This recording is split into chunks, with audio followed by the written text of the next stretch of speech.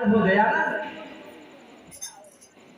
कई दिन का भूखा था, मन होता था कब खा लूं। गाछ वृक्ष का पत्ता तोड़ा, जमीन पर पत्ता बिछाया राजा जनक और खिचड़ी को लिया पत्ता पर। और सोनू और करण पिताजी छात्र बिरंची मुखिया की ओर से 1 से 1 रुपया धनिया लिए सदगुरु सदैव कल्याण करे और परिवार में सुखता दिखे। खिचड़ी को तैयार करके लिया पत्ता पर। राजा जनक चाह रहा है कि किसी तरह से खा लूं, कई रोज का भूखा हूं। समय वही था, पत्ता पर खिचड़ी था। अब राजा जनक खाएगा, तब राजा जनक खाएगा। खाने के पक्ष में था। उस समय में राजा जनक ने क्या देखा? राजा जनक ने देखा आगे में 2 विशाल सांड आपस में टक्कर दे करके लड़ाई लड़ते इधरे आ रहा है। एक भाग रहा है तो एक खदेड़ रहा है। दोनों सांड को, विशाल सांड को देखकर राजा घबरा गया। खिचड़ी था पत्ता पर और दोनों सांड जो आ रहा था सामने सामने, राजा जनक डरा करके भागा। राजा जनक किलोल मचाकर गिरा इधर और दोनों सांड उस खिचड़ी पर पैर रोकते हुए जमीन में खिचड़ी को मिलाते हुए भाग गया इधर। राजा जनक जमीन पर गिरा और ज्यों ही गिरा कि राजा जनक नींद टूटा। राजा जनक उठ करके बैठ गया। राजा जनक ने क्या देखा? मैं राजमहल में हूं, गेट गेट पर पहरेदार पहरा दे रहा है। मैं अपना पलंग पर हूं, मुझे भूख प्यास लगा है नहीं, न कोई राजा का चढ़ाई हुआ है, न मैं खिचड़ी बनाया था, न राजा मुझको मारने के लिए तैयार था। सब भूखा। ये क्या हो गया? अभी हम कहाँ चले गए थे? ये तो नींद टूट गया तब ना। नींद टूट गया तो आ गया महल में, और नींद नहीं टूटता तब तो महादुर्गजन हो रहा था उधर। हे भगवान, कहीं उधर फिर न तो जाना पड़ेगा, फिर न तो जाना पड़ेगा उधर। वह सच है कि यह महल मकान सच है, इसमें सच कौन है और झूठ कौन है, इसी का चिंता राजा जनक को हो गया। राजा जनक भर रात इसके बाद सोए नहीं। सुबह हुआ, राजा जनक पूरा जनकपुर में ढोल पिटवाया और ऐलान कराया, राजा जनक प्रश्न पूछेंगे, जो कोई राजा जनक को सही सही जवाब दे देंगे, राजा जनक उसको गुरु बना लेंगे, अब बहुत कुछ उसको दान दक्षिणा मिलेगा। लोग उमड़ करके आने लगे, बड़े बड़े विद्वान, बड़े बड़े पंडित, बड़े बड़े ज्योतिष राजा जनक के दरबार में जवाब देने के लिए, इस लालच से कि अगर मैं सही जवाब दे दूंगा तो राजा जनक का गुरु बन जाऊंगा, मेरा मर्यादा बहुत उच्च हो जाएगा, बहुत कुछ दान दक्षिणा मिलेगा। इस लालच से बड़े बड़े विद्वान, बड़े बड़े पंडित, ज्योतिष सब आने लगे। सभा का एक घर था जवाब देने वाला। वहां पर एक नियम बनाया हुआ था कि जो कोई गेट पर आएंगे, पहले यहाँ पर नोटिस लिखा हुआ है, पढ़ लीजिए नियम। यहाँ पर एक ढोल टंगा हुआ है, आप जितना शास्त्र के जानकारी है उतना बार नगाड़ा में चोट मारिए और इसके बाद अंदर में प्रवेश कीजिए। प्रवेश करने पर अंदर में 2 कुर्सी है, 1 नंबर और 2 नंबर। जो कोई 2 नंबर कुर्सी पर बैठेगा, जवाब देगा, अगर जवाब सही निकला तो राजा जनक उसको गुरु बनाएंगे और बहुत कुछ इनाम देंगे, दक्षिणा देंगे, दान देंगे। और कहीं जवाब गलत हो गया तो उनको जेल भेजेगा।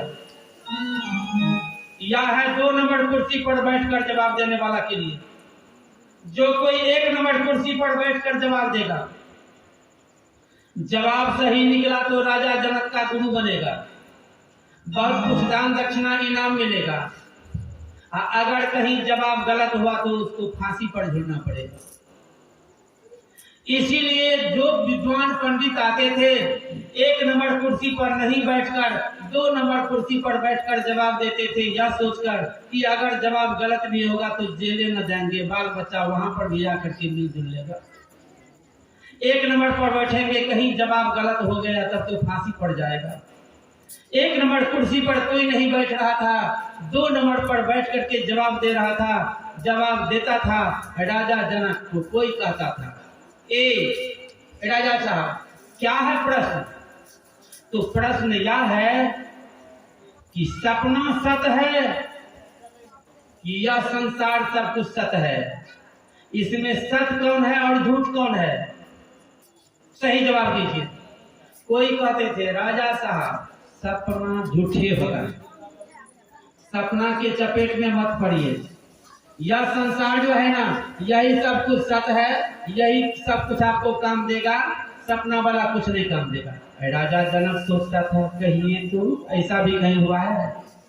सपना में कोई दशा बाकी नहीं रहा, महा कष्ट उठाना पड़ा, आई तो नींद टूटा इसीलिए मकान काम दिया, इसको हम झूठ कैसे कहेंगे? तो उस आदमी को जेल। जो कहते थे राजा साहब यह जो है ना तो महल मकान राजपाट सब है झूठा और सपने हैं सच्चा, तो कहते थे देखिए यह भी जवाब गलत है। यहाँ का अगर सब कुछ झूठ रहता तो सपना में हमको कोई दशा बाकी नहीं रहा, जब नींद टूटा तो यही काम दिया है, तो इसको हम कैसे झूठ कहेंगे? यह सत्य है। इधर कहिए तब भी जेल और उधर कहिए तब भी जेल।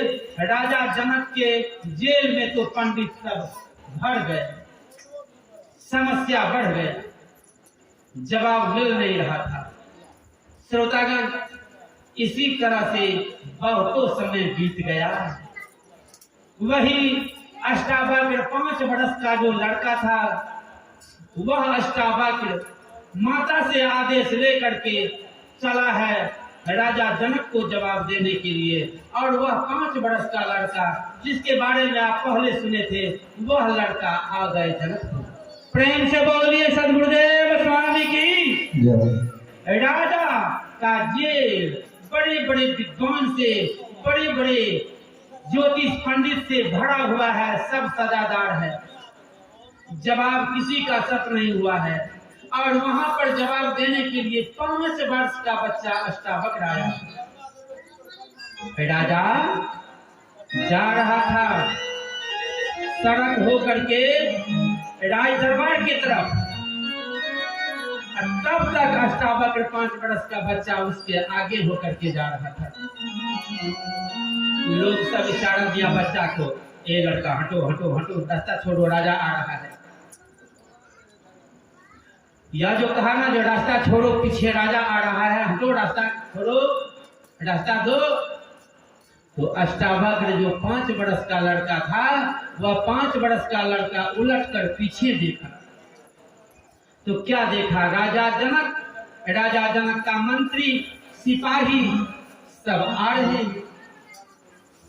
अष्टावक्र ने जवाब दिया, ए राजा क्या कहते हैं हमको हटने के लिए? हटने के लिए राजा का काम है औरत के सिर पर बोझा ले जाने वाली औरत को, अपाहिज लड़का को और गरीब को रास्ता देना राजा का काम है। और हम राजा जनक के लिए रास्ता देंगे तो ये राजा जनक शर्म नहीं होता? कैसा राजा है? इतना बात जो कहे ना राजा जनक का, तो समझिए 8 आना पावर डाउन हो गया। ये छोटा सा बच्चा क्या जवाब दिया है? बगल होकर के राजा आगे बढ़ गया। राजा चला गया राज दरबार में। राजा है राज दरबार में, पीछे पीछे यह 5 वर्ष का लड़का टेढ़ा मेढ़ा लड़का चल रहा है इधर, मुंह घुमा हुआ है उधर, तलमला के इधर, तलमला के इधर, इधर गला में घेर तो इधर पीठ पर कुबड़ी, एक ठो आंख ऊपर तरफ, एक ठो नीचा तरफ, एकदम पेट इधर, टांग इधर टेढ़ा, आंख टेढ़ा मेढ़ा, सबका नजर उसी पर है। 5 वर्ष का बच्चा जा रहा है, आ गया गेट के। गेट में जब प्रवेश करने लगा ना तो सिपाही ने कहा, ए लड़का सुनो, आ जा रहा है इधर, लटो। अष्टावक्र ने कहा, मैं जा रहा हूं राजा से मिलने के लिए। सुनो सुनो, तुम छोटा सा बच्चा है, इस हॉल में प्रवेश करता है बड़ा बड़ा विद्वान, बड़ा बड़ा पंडित, बड़ा बड़ा ज्योतिष, और तुम क्या करने के लिए जाएगा? हटो यहाँ से। वहां पर जो प्रश्न का जवाब देगा सो ही जा रहा है। अष्टावक्र ने कहा, तो मैं भी राजा जनक को जवाबे देने के लिए जा रहा हूँ।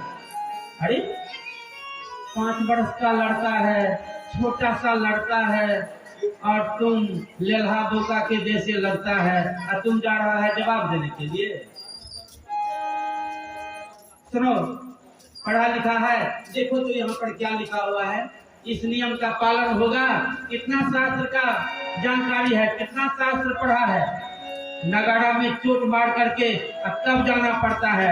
1 नंबर कुर्सी का और 2 नंबर कुर्सी का नियम मालूम है ना? नियम बता दिया। हाँ, हमको सब पता है, कोई बात नहीं है, मैं जाऊंगा जवाब देने के लिए। तो पढ़ा लिखा है, कुछ शास्त्र पुराण को पढ़ा है, जिसको पढ़ा है तो जय शास्त्र पुराण को पढ़ा है उतना बार चोट मारो नगाड़ा में। अष्टावक्र लिया डंडा हाथ में। पहले जो विद्वान सब गया था, कोई 1 बार चोट मार कर गया था, कोई 2 बार चाट मार कर गया था, कोई 3 बार, कोई 4 बार। बड़ा बड़ा विद्वान चतुर्वेदी कहने वाले सब। अष्टावक्र जब चोट मारना शुरू किया नगाड़ा पर, तो समझिए पिटते रहा अंधों, भर मन पिटैया कर दिया नगाड़ा पर, दल मदल हो गया। राज दरबार में लोग कहने लगे, अरे लगता है विद्वान तो आज आया है, इतना शास्त्र का ज्ञान जानकारी है, जो नगाड़ा पर अभी तक पिटते हैं, नगाड़ा में चोट मारते हैं। सब सन्नाटा, भर मन नगाड़ा में चोट मारकर, और तब अष्टावक्र प्रवेश किया। ज्यों ही प्रवेश किया अंदर में, तो छोटा सा लड़का, 5 वर्ष का टेढ़ा मेढ़ा लड़का, ज्यों ही बीच में आकर खड़ा हुआ, तो घुमा हुआ है इधर, तो मुड़ी घुमा हुआ है इधर। देख करके सब ठहाका मार के हंस दिया। सब जब भर मन हंस लिया, और जब सब शांत हो गया, तब अष्टावक्र हंसना शुरू किया। अष्टावक्र भर मन हंस लिया। सबने कहा, ए लड़का इतना हंसा है, किसको देख करके हंसा है? अष्टावक्र ने कहा,